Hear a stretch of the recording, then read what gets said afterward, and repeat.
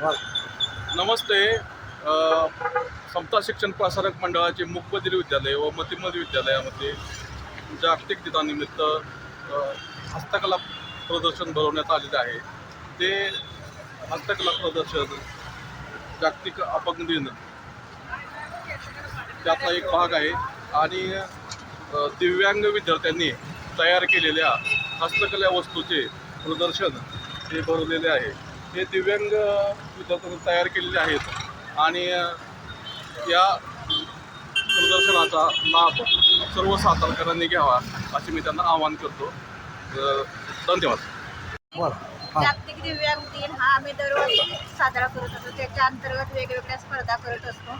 यावर्षी आपण तीन डिसेंबरला प्रभात फेरी काढलेली आहे. रांगोळी स्पर्धा, चित्रकला स्पर्धा, हस्तकला केलेल्या मुलांनी वस्तूंचं प्रदर्शन मांडतो. अशा वेगवेगळ्या कार्यक्रम दिव्यांग सप्ताह साजरा केला जातो. वस्तू तयार केल्या त्याचं